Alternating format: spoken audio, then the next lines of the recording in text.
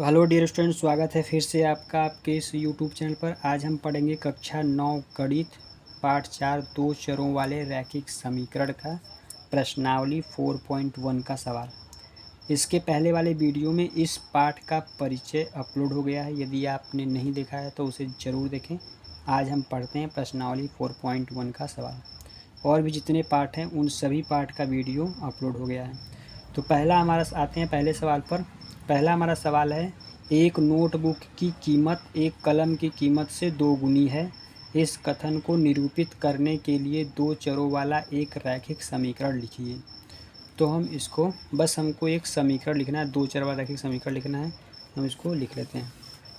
यहाँ पे हम सवाल लिख दिए हैं, पहले से देख सकते हैं आप। एक नोटबुक की कीमत एक कलम की कीमत से दोगुनी है। इस कथन को निरूपित करने के लिए दो चरों वाला एक रैखिक समीकरण लिखना है।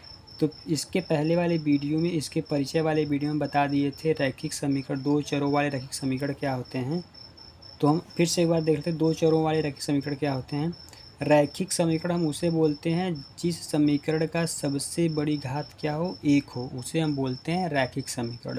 और जिसमें दो चर होते हैं उसे हम बोलते हैं दो चर वाले रैखिक समीकरण।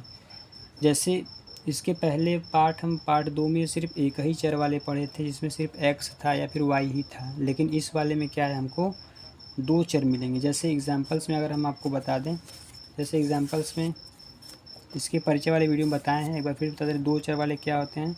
जैसे यहाँ पे 2x + 3y - 1 हो गया। यहाँ पे एक चर क्या है हमारा, x है, ये एक चर है। और एक चर क्या है हमारा, y, ये दूसरा चर है हमारा। इसमें दो चर हैं। और इस बहुपद की सबसे बड़ी घात क्या है, एक है। यहाँ भी एक है और यहाँ भी एक है। तो जब इसकी घात, सबसे बड़ी घात जो है हमारी एक है, तो ये हुआ रैखिक। और इसमें दो चर हैं तो मिलाकर हुआ दो चर वाले रैखिक समीकरण। आते हैं हम सवाल पर। तो सवाल को हमको हल करना है, एक समीकरण बनाना है, दो चर वाले रैखिक समीकरण। तो हम इसको बना लेते हैं, हल शुरू करते हैं हम यहाँ से। तो किताब में हमको दिया था संकेत में, वैसे तो कुछ भी मान सकते हैं किसी को भी, लेकिन किताब में हमको दिया संकेत में, मान लीजिए नोटबुक की कीमत को x रुपये और कलम की कीमत को y रुपये। तो हम मान लेते हैं नोटबुक की कीमत x। हम यहाँ पे मान लेते हैं नोटबुक की कीमत x रुपये। फिर हम मान लेते हैं कलम की कीमत,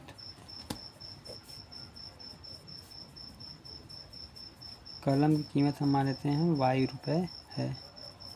तो जो हमारा यहाँ पे समीकरण बनेगा, वो समीकरण क्या बनेगा, हमको बस एक समीकरण बनाना है।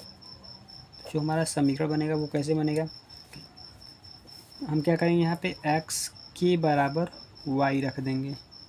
अब सवाल में देखिए ध्यान से क्या बोल रहा है, एक नोटबुक की कीमत एक कलम की कीमत से दो गुनी है। यानी ये जो नोटबुक है ये पहले से क्या है, दो गुना है। किससे दो गुना है, कलम की कीमत से। यानी ये जब ये पहले से दो गुना है, ये नोटबुक पहले से दो गुना है, तो हम क्या करेंगे, कलम की कीमत, कलम वाले में क्या करेंगे, दो से हम गुणा कर देंगे इस प्रकार से। अब ये क्या हुआ, हमारा समीकरण बराबर हुआ। क्योंकि ये जो x है वो किसका है, नोटबुक का है। और नोटबुक पहले से क्या है, दो गुना ज़्यादा है किससे, कलम की कीमत से। तो जब ये समीकरण हमको बराबर करना है तो हम कलम की कीमत वाले इसमें क्या करेंगे, हम दो से गुणा कर देंगे। और ये भी क्या हो गया, अब दो गुना हो गया, और ये पहले से दो गुना है, ये समीकरण क्या हुआ हमारा, बराबर हो गया। अब इस प्लस वाले को हम इधर लेकर के आ जाएंगे तो हमारा क्या बन जाएगा, x माइनस का 2y, और इधर क्या बचेगा हमारा 0। इस प्रकार से हमको एक सिर्फ समीकरण बनाना था। पहले क्वेश्चन का हमारा ये आंसर, सवाल हल हुआ। आते हैं नेक्स्ट क्वेश्चन पर। आते हैं क्वेश्चन नंबर 2 पर। क्वेश्चन नंबर 2 बोल रहा है, निम्नलिखित रैखिक समीकरणों को ax + by + c बराबर 0 के रूप में व्यक्त कीजिए और प्रत्येक स्थिति में a, b और c के मान ज्ञात कीजिए। मान बताना है हमको। तो यहाँ पे हमको 8 सवाल दिए गए हैं, इनको पहले ax + by + c बराबर 0 के रूप में लिखना है। फिर उसमें से a, b और c के मान निकालने हैं। तो इसको हम हल कर लेते हैं। तो क्वेश्चन नंबर 2 का पहला सवाल, ये जो ax + by + c बराबर 0, ये क्या है हमारा, इसका जनरल फॉर्म या व्यापक रूप है हमारा किसका, रैखिक समीकरण का। तो हमको सभी समीकरणों को पहले इसके मेन जो हमारे जनरल फॉर्म है, व्यापक रूप है, उसमें लेकर के आना है। उसके बाद फिर क्या करना है, हमको ए बी सी का मान निकालना है। तो हम यहाँ से हल कर लेते हैं। यहाँ से आप लिख भी सकते हैं इस रैखिक समीकरण को A X plus B Y plus C बराबर 0 के रूप में व्यक्त करने पर। तो हम यहाँ से लिख लेंगे A X plus B Y plus C बराबर 0 के रूप में व्यक्त करने पर। तो यहाँ पे क्या होगा हमारा 2x plus 3y, 2x plus 3y, ये क्या हमारा प्लस है, इधर आकर क्या हो जाएगा हमारा माइनस को हो जाएगा 9.35 के ऊपर बार, ये इधर आ गया तो इधर क्या बचा हमारा 0 बचा। अब देख सकते हैं A X plus B Y plus C बराबर 0 के रूप में क्या हुआ हमारा व्यक्त हो गया। अब यहाँ से हमको ए बी सी का मान निकालना है। तो ए बराबर क्या है, ए का गुणांक यानी ए के स्थान पर क्या है 2, तो हमारा क्या आएगा यहाँ पे 2 आएगा। इसी प्रकार से हम सबका निकाल लेंगे। तो ए के स्थान पर हमारा ए का गुणांक क्या है 2, तो ए का मान क्या आएगा हमारा 2 आएगा। बी के स्थान पर बी का गुणांक क्या है हमारा 3, तो यहाँ पे क्या आएगा हमारा 3 आएगा। इसी प्रकार से अगर हम सी की बात कर लें तो सी का क्या है माइनस का 9.35 के ऊपर बार, तो हमारा इसका आंसर आ जाएगा -9.35 के ऊपर बार। पहला सवाल इस प्रकार से हल हुआ। आते हैं क्वेश्चन नंबर दूसरे पर। दूसरा दिया x माइनस वाई बटे 5 माइनस 10 बराबर 0। ये पहले से क्या है इस फॉर्म में हमारा है व्यक्त है। इसमें क्या करना सिर्फ हमको ए बी सी का मान निकालना था। हम यहाँ से ए बी सी का मान निकाल लेते हैं। जब हम यहाँ से a का मान निकालेंगे तो x में किससे गुणा हुआ है, 1 से गुणा हुआ है, तो इसका a का मान क्या आएगा हमारा 1 आएगा। अब यहाँ पे b में किससे गुणा हुआ है, यहाँ पे 1/5 माइनस के 1/5 से क्या हुआ है हमारा गुणा हुआ है। आप यहाँ पे देख सकते हैं अगर हम माइनस के 1/5 में y से गुणा करेंगे तो y का ऊपर गुणा करेंगे तो क्या है हमारा माइनस का y/5 और वही क्या है यहाँ पे है। तो इसमें गुणा हुआ है हमारा माइनस का 1/5। सी का मान क्या है माइनस का 10। इस प्रकार से हमारा ए बी सी का मान आ गया। आते हैं नेक्स्ट क्वेश्चन पर। नेक्स्ट हमारा सवाल है -2x प्लस 3y बराबर 6। तो इसको भी हम पहले लिख सकते हैं उसी प्रकार से समीकरण को व्यक्त करने पर A X plus B Y plus C बराबर 0 के रूप में व्यक्त करने पर। इस प्रकार से हम लिख सकते हैं। तो ये जो हमारा प्लस है इधर आकर क्या हो जाएगा हमारा माइनस हो जाएगा, माइनस का 2x प्लस 3y, इधर आकर क्या हो जाएगा माइनस का 6 बराबर क्या हो जाएगा हमारा 0 हो जाएगा। इस प्रकार से अब हम यहाँ से क्या करेंगे ए बी और सी का मान निकालेंगे। ए के स्थान पर क्या किससे गुणा हुआ है हमारा माइनस का 2 से, तो यहाँ पे क्या जाएगा हमारा माइनस का 2। बी के स्थान पर किससे गुणा हुआ है प्लस का 3, तो यहाँ पे क्या जाएगा हमारा प्लस का 3। सी के स्थान पर गुणा किससे हुआ माइनस का 6, तो यहाँ पे क्या जाएगा माइनस का 6। इस प्रकार से तीसरा हमारा हल हुआ। आते हैं नेक्स्ट चौथे क्वेश्चन पर। चौथा क्या है हमारा, इसको भी हम इसी प्रकार से लिख सकते हैं A X plus B Y plus C बराबर 0 के रूप में व्यक्त करने पर समीकरण को व्यक्त करने पर इस प्रकार से लिख सकते हैं। तो जब हम इसको व्यक्त करेंगे तो ये हमारा इधर आकर क्या जाएगा x माइनस का 3y बराबर क्या जाएगा 0। तो अब हम यहाँ से ए बी सी का आसानी से मान निकाल सकते हैं।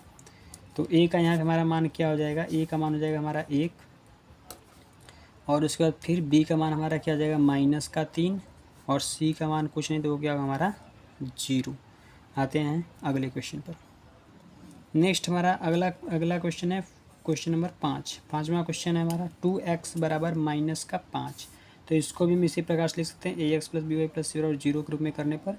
तो जब ये हमारा इधर आएगा तो हमारा क्या हो जाएगा 2x प्लस का 5y बराबर क्या हो जाएगा हमारा 0। अब हम यहाँ से ए बी और सी का मान निकाल लेंगे। ए का मान हमारा क्या हो जाएगा 2, बी का मान क्या हो जाएगा हमारा 5, सी का मान फिर से क्या हो जाएगा हमारा 0। नेक्स्ट है हमारा 3x प्लस 2। इसको जब हम करेंगे तो a का मान यहाँ से b का और c का मान आसानी से हम निकाल लेंगे। a का मान हमारा आएगा 3, b का मान कुछ है नहीं तो क्या आएगा हमारा 0, c का मान क्या आएगा हमारा 2। नेक्स्ट है हमारा अगला क्वेश्चन है नेक्स्ट हमारा 7वां क्वेश्चन है। मैं आपको बता दूं इसमें A X plus B Y plus का सी, इसमें ए का मान क्या होता है? ए का मान वो होता है जो चर एक्स के पास होता है। एक्स बराबर क्या होता है हमारा? ए का मान होता है। और जो चर वाई के पास होता है वो क्या होता है? बी का मान होता है। और जो अचर पद होता है वो क्या होता है हमारा? सी का मान होता है। वो क्या होता है हमारा? अचर पद क्या होता है हमारा? सी का मान होता है। इस प्रकार से हम इस सभी को निकाल रहे हैं। नेक्स्ट हमारा 7वां है y-2 बराबर 0। इसको भी हम निकाल लेते हैं। यहाँ पे हमारा x का कोई मान नहीं है, इसका मतलब है a का जो भी मान आएगा हमारा 0 आएगा। तो इस प्रकार से हम यहाँ पे निकाल सकते हैं a का मान क्या आएगा हमारा? 0। b का मान क्या आएगा हमारा? 1 आएगा, 1 से गुणा हुआ है। अचर पद c का मान क्या आएगा? -2। नेक्स्ट है आखिरी क्वेश्चन है इस प्रश्नावली 4.1 का। 5 बराबर दिया है 2x, तो हम इसको इधर लेकर के आएंगे तो हमारा क्या हो जाएगा? 5 माइनस का 2x बराबर क्या बचेगा? 0। यहाँ से हम a b c का मान निकालेंगे आसानी से। a का मान निकालेंगे तो a का मान क्या आ जाएगा हमारा? -2। b का मान कुछ है नहीं तो वो क्या होगा हमारा? 0 होगा। और c का मान हमारा क्या आ जाएगा? 5 आ जाएगा। इस प्रकार से प्रश्नावली 4.1 कक्षा 9 गणित 2 चरों वाले रैखिक समीकरण का सवाल हल हुआ। मिलते हैं नेक्स्ट वीडियो में 4.2 को लेकर। यदि वीडियो पसंद आया तो लाइक शेयर सब्सक्राइब जरूर कीजिएगा। मिलते हैं नेक्स्ट वीडियो में, तब तक के लिए bye bye, take care, thank you so much for watching this video.